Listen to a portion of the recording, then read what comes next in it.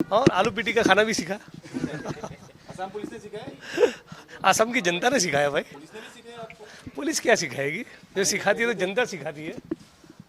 बताइए बताइए क्या है। उस बार आए थे, पुलिस लेके आई थी, इस बार आप खुद आए हैं तो हाँ, तो जो मैं जो भी न्यायिक प्रक्रिया है, जो भी कानूनी प्रक्रिया है, अदालत की जो भी कार्रवाई है, भारत का संविधान है, मैं उसका सम्मान करता हूँ। लॉ अबाइडिंग सिटीज़न हूँ और असम की कोर्ट में मेरी कल बारपेटा कोर्ट में पेशी है। तो जो भी कानूनी प्रक्रिया होगी मैं उसमें पार्टिसिपेट करूँगा, उसका हिस्सा बनूँगा।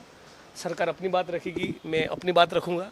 मेरा किसी से दुश्मनी नहीं है, न असम के मुख्यमंत्री से है, न असम की पुलिस से है, न असम की सरकार से है। मालूम नहीं उनको मुझसे इतना प्यार क्यों है, तो किस कारण के चलते ये केस हुए। लेकिन अच्छा है कि उस बहाने मुझे असम के हमारे जो भी साथी है उनसे, आपके जैसे मीडिया के दोस्तों को असम की जनता के मिलने का मौका मिलेगा। थोड़ा गुवाहाटी भी घूमूंगा, जो जैसी जगह पर भी जाना पसंद करूंगा और यहाँ का आलू पीटी का भी खाऊंगा। मुझे लगता है 2024 का चुनाव कांग्रेस पार्टी के लिए और विपक्ष के सारे दलों के लिए बहुत अच्छा रहेगा, क्योंकि बेरोजगारी और महंगाई उसकी चरम सीमा पर पहुंच गए है। और जिस प्रकार से अर्बन यूथ की एक अपेक्षा थी मोदी जी से कि हर जगह पे एम्प्लॉयमेंट खड़े हो गए, स्मार्ट सिटीज़ खड़े हो गए, नई एम्प्लॉयमेंट की अपॉर्चुनिटीज़ देखने को मिलेगी, इंडिया का जीडीपी बहुत बूम करेगा, ऐसा कुछ भी निकल कर नहीं आया। 18 से 20 करोड़ लोगों के सर के ऊपर आज भी शेल्टर नहीं है। हज़ारों लाखों स्टूडेंट्स, विद्यार्थी आत्महत्या कर रहे, किसान आत्महत्या कर रहे, दलित हो, आदिवासी हो, महिला हो, माइनॉरिटीज़ हो, उनके ऊपर बहुत हमले बढ़ रहे, मॉब लिंचिंग हो रहे, पॉलिटिकली मेरी तरह लोगों को टारगेट किया जा रहा है। तो देश में परिस्थिति ठीक नहीं है और ये धीरे धीरे करके देश की जो आम जनता है, जो सामान्य लोग हैं, कॉमन सिटीजन है, वो सब समझने लगे हैं। और भारत जोड़ो यात्रा का भी बहुत ज़बरदस्त मैसेज गया। कर्नाटका के चुनाव का जो रिजल्ट आया उससे भी लोगों को, कांग्रेस पार्टी के कार्यकर्ताओं को, आम जनता को एक कॉन्फिडेंट मिला है।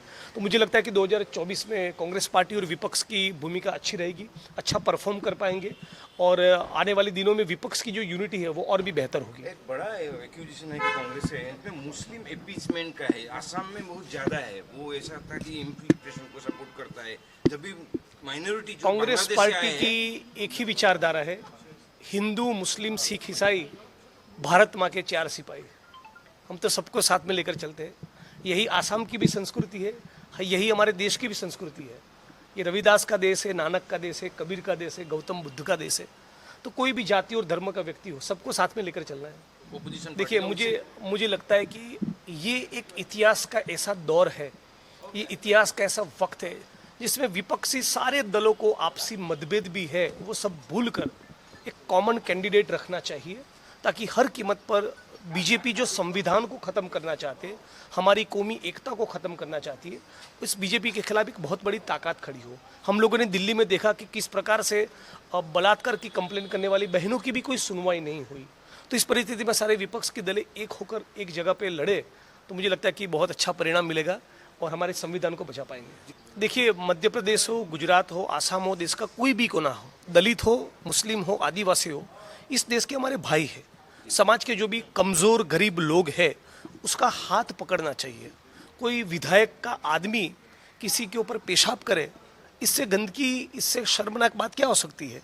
तो मैं तो केवल उनको यही कहूँगा, इन्होंने जिसने ये हरकत की उसके मन में अच्छे विचार पैदा हो, मैं यही उम्मीद रखूँगा। लेकिन हमारे देश की छवि विदेश में क्या पैदा होगी कि यहाँ के दलित या मुसलमान या आदिवासी के सर के ऊपर कोई पेशाब कर रहा है और सरकारें चुप है, प्रधानमंत्री एक शब्द न बोले, तो ठीक मैसेज नहीं जाता ना।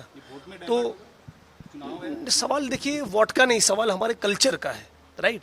ऐसी हरकत करने से किसी को फायदा हो, किसी को नुकसान हो, क्या ऐसी हरकत करनी चाहिए? क्या ये भारतीय संस्कृति हो सकती है? समाज का कोई गरीब आदिवासी है और कमज़ोर व्यक्ति है, कमज़ोर हो, सशक्त हो, किसी के सर के ऊपर इस प्रकार से पेशाब करना, ये तो बहुत ही खराब चीज़ है। ये भारतीय संस्कृति, हमारा कल्चर नहीं हो सकता। इसके लिए तो बाबा साहब अम्बेडकर ने संविधान नहीं लिखा, इसके लिए तो 23 साल की उम्र में भगत सिंह ने बलिदान नहीं दिया। तो ये हमारी संस्कृति कभी नहीं हो सकती।